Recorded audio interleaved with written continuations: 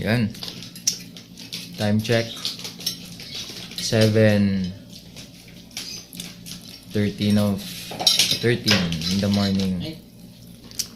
So, tubig. nakita nyo nag-almusal sila.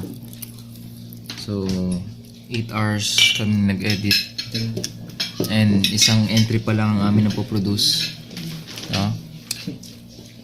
So, mamaya tatry namin matapos sana yung parak. Oh. Nakita nyo? Anong ulam? Hotdog. Itlog. Itlog.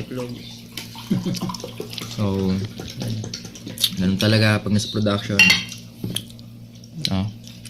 So, kung sino yung mga wala dito, Vic, Jules, Saika, Dati naranasan yan. Maglaway kayo. kinain na lang namin kayo. Okay?